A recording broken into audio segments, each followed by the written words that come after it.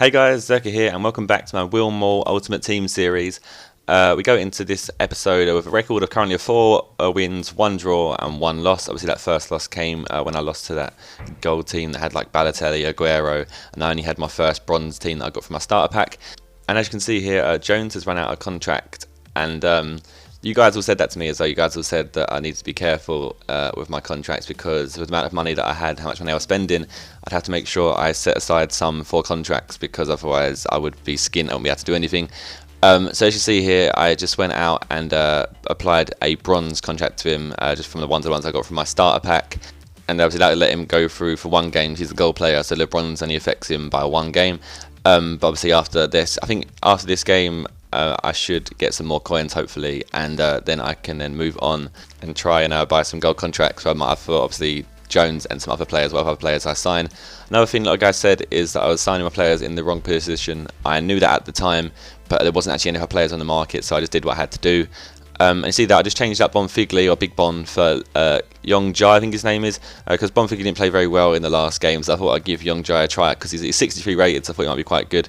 And we come against this guy who actually has Bonfigli as a striker himself, so it looks like he's just fine. I got against a bronze team first of all, and we got someone who's got Bonfigli, and lots of you guys said that people get Bonfigli as loads of people get Bonfigli as a starter anyway. So it looks like he actually did get Bonfigli as well as I did. And obviously, as I said, it'd be quite interesting to see how I perform against a bronze team because I've been doing really well against like gold teams with my like kind of bronze/gold team now.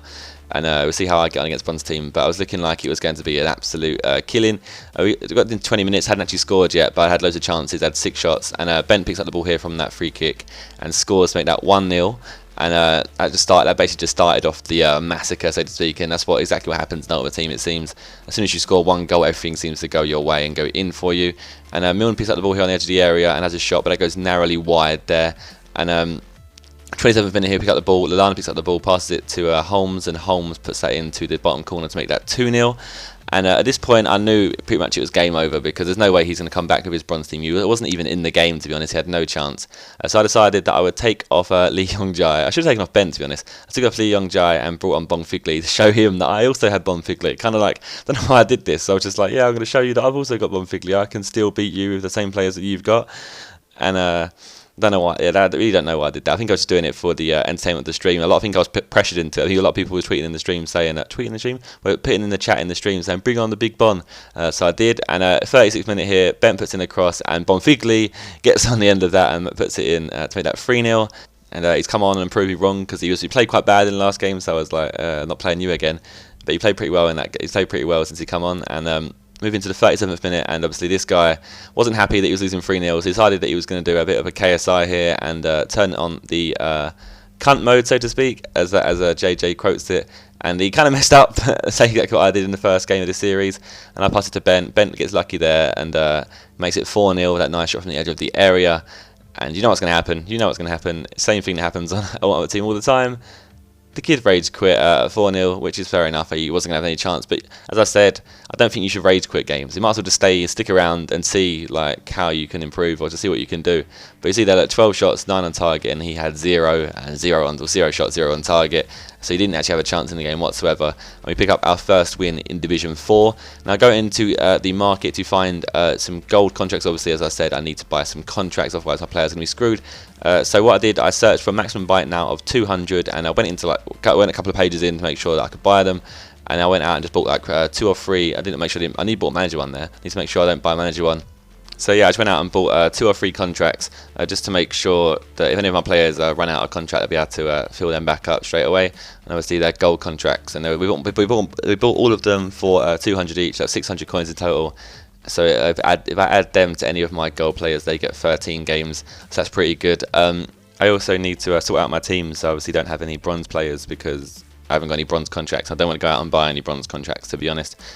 And I also need to be careful about fitness now as well, because a lot of my players' fitness is going down, and they're getting to. I don't know how low they're getting. I think the number that everyone said was 80. 80 is the fitness you don't want to go below. As soon as you go below 80, the players start playing awful. But I went to look for another centre back. So I had 900 coins, so I thought that's what I needed, especially because one of my centre backs, or one of my centre backs that is playing, is currently is actually a right back. And obviously in the 3-5-2 formation, you need 3 centre backs, and like a right back is basically playing out of position if he plays there.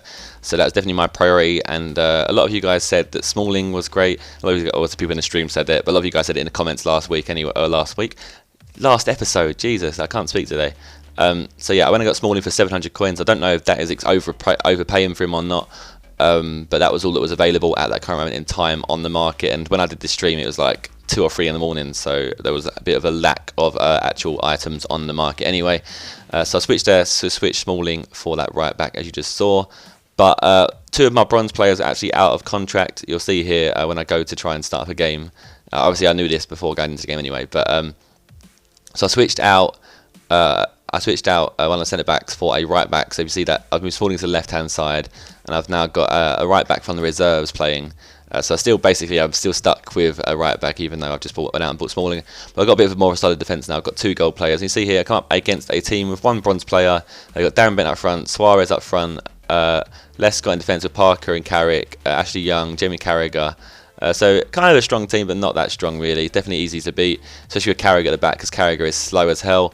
And this guy wasn't very good at defending. That's one thing you could say straight off the bat. He's one of those players who rushes into tackles a bit too much. You kind of get the ball and he instantly comes running at you and like slide tackles or presses B. Almost like the old defending, or I think it's called legacy defending these days, but you can't use it on this game.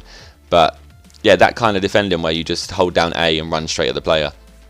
And so in the 10th minute here, I picked up a goal to start off the Massacre.